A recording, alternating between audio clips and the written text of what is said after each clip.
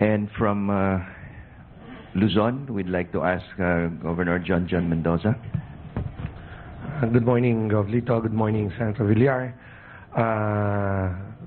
The next question will be asked by Vice Mayor Eric Vida of Mendez, Cavite, regarding devolution of functions and services. Good morning, Senator Manny. Good morning, Gov.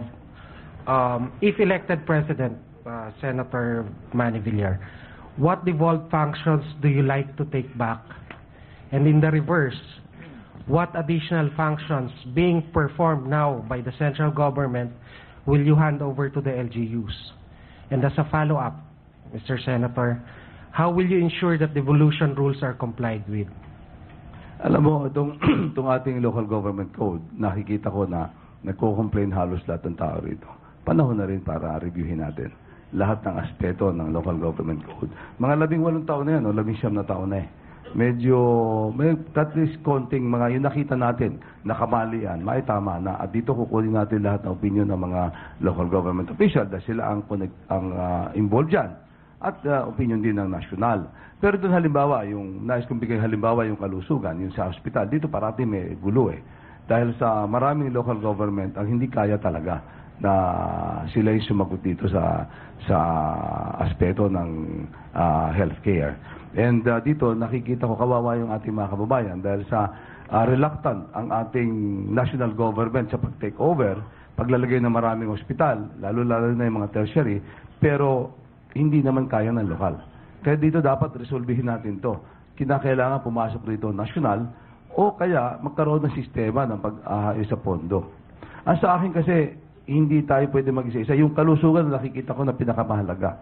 Pero yung iba, pwedeng pag-usapan yan. Pero oras na rin para simulan natin yung pagre-reforma nitong local government code. Medyo halos 20 taon na naman. Pwede na rin itama natin base sa mga pangangailangan ngayong mga panahon ngayon. Maraming salamat po. I think, Senator, the question also involves how do you make sure that devolved functions are properly exercised by local governments? May mga devolved functions na hindi naman ginagawa daw. Are you going to have a strict hand? Yun naman. Kaya nga, give and take yan. No? Bagamat nakikita natin na maaaring kailangan magbigay din ng national government. Pero kailangan din medyo magkakaroon din tayo ng standard naman na kailangan i-meet din ng ating mga local government officials. Mahalaga din naman na ito naman para din sa benefit ng mga magagaling na local government officials. Kaya naman nila kasi, pero meron talagang hindi tumutugon sa mga rules din at hindi makakaya. Ito kailangan suportahan ng DILG. Kinakailangan ito, mga ahensya ng pamahalaan, na para maalalayan naman yung nangangailangan ng tulong, pero yung tulong na may accountability rin. Kaya give and take yan eh. Ibibigyan natin ng authority, but kailangan din may accountability yan. Ang sa akin dapat maliwanag ang standards eh. Kung maaari, maka-quantify natin yung mga standards. Ito mga proportion yan dapat. Kailangan wag ka masyadong malayo. Parang sa eskwelahan din. Na merong 75, merong 90, at merong bagsak. Okay, so mukhang pareho din ang idea kanina. Report card for local governments. Medyo mahirap, but I guess you'll have to prepare for that. Our next question will come from Mindanao. Ang ating discussion leader po ay si Governor Leo Campos of Misamis Occidental. Good morning po, sir. Governor Leo, good morning. The issue closest to the hearts of Mindanaoans is about peace. And I'd like to call on Mayor Saudi Ampatuan Jr. from the municipality of Saudi Ampatuan, Maguindanao. Good morning, Senator. Good morning. Good morning. Sir, this is just a precursor to the main question we are going to pose to you. We, in the island of Mindanao, particularly in the autonomous region in Muslim Mindanao, have encapsulated our key priority concerns to one aspect, which is the peace process. This, to our opinion, is the overarching and primordial concern that has stunted our growth pertaining to the delivery of services. And as some would posit, when Mindanao sneezes, the entire government catches colds. So, sir, if you're elected president in the next forthcoming elections, how will you ensure that genuine peace and development will finally reign in the whole of Mindanao? Thank you. Alam mo, yung Mindanao problem, hindi simple yan. Ilang centuries na tayo meron kanyang problema at ito hindi natin dapat i-simplify ang approach diyan. Kasi dapat diyan marami tayo. Lahat ng aspeto dapat i-cover natin. Walang isang approach to. Halimbawa, meron humihingi ng military approach to this, meron humihingi ng economic approach, meron humihingi na may nagsasabi na wala kang gagawin, basta mag-negotiate na lang. Sa akin, pag hindi mo sinabay-sabay itong mga ito, walang mangyayari dyan.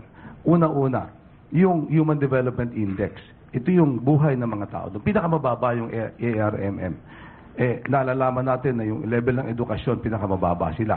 Yung level ng basic services, yung health, halimbawa, pinakamababa din. Kinakailangan ito maitaas natin to a level na kahit paano, magandang pagsimula ng usapan. Pero yun naman, alam natin yan. Itataas mo lang yung level na yan, yung economic aspect. Kailangan pasiglahin mo din. Yung armed forces, naiintindihan ko na kailangan din malakas ang armed forces. Dahil pag hindi malakas yan, yung talaga lang gumagawa ng gulo, yung mga bandido wika nga, dapat naman ding ma-implement natin yung magkaroon din ng rule of law dyan and peace and order. At kinakailangan iginagalang din ang ating armed forces. Kaya sabay mong gagawin yan.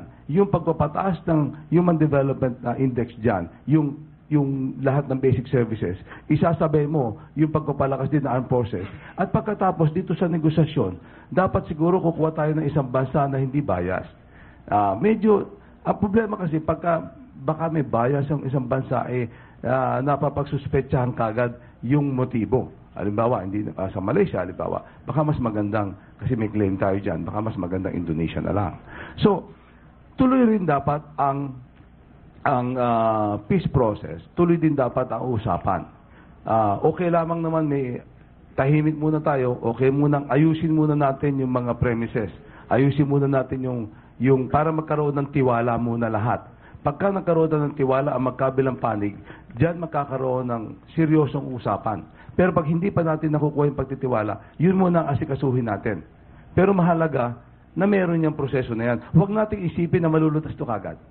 Ilagay natin sa ating isipan na puro Pilipino yan, Muslims, Christians, puro Pilipino yan.